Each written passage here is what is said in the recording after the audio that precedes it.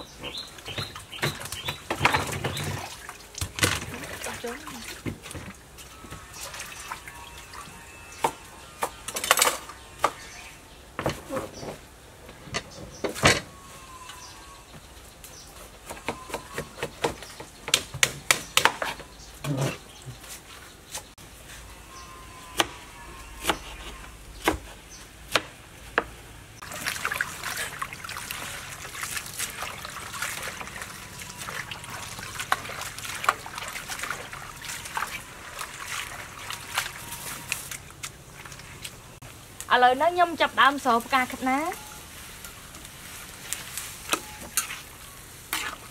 tục về dạ phê thay màn tí trong chân xoắn về chàng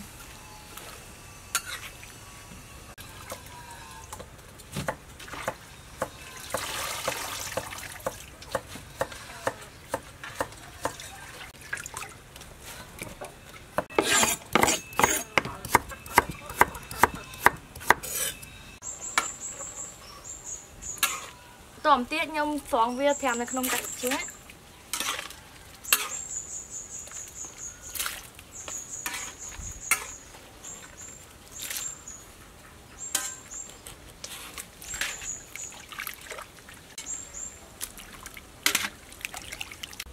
Preng chá tầm xó hay năng cột tầm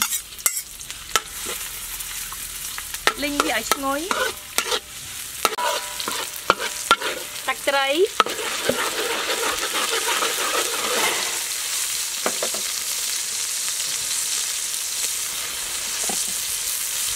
đã thì cô chố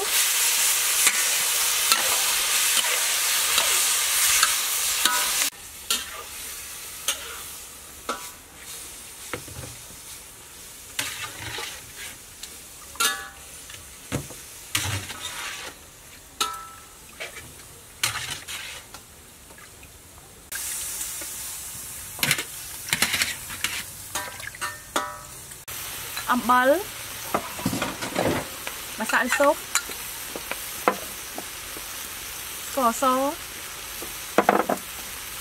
tắc preng xong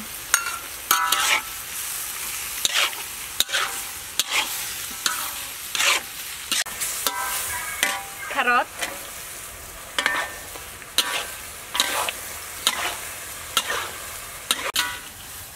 ต่อปีกรดนั่งเฮียงโถมห้าเลยยังดำแต่หาใบโจ้ไปบอกโก้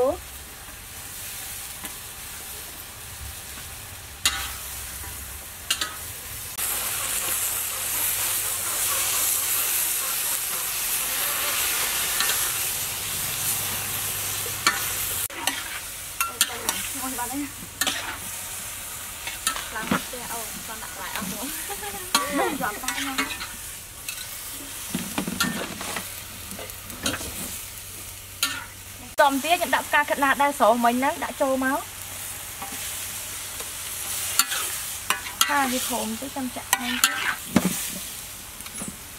sạc tấm mà đấy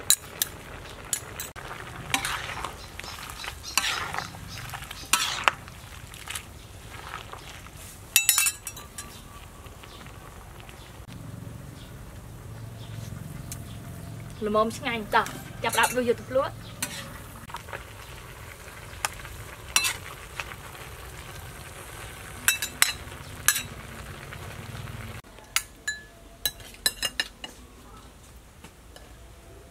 ní tôm lô chao rồi bao giờ cho anh hỏi tỏ lựa tặng ở ní ôi khăn lắng ngôi món ấy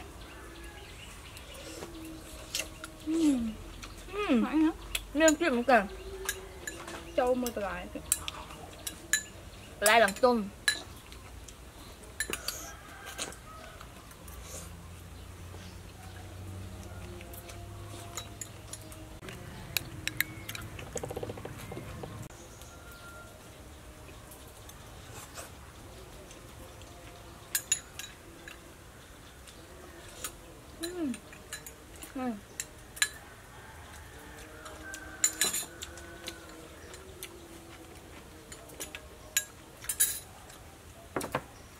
bye bye.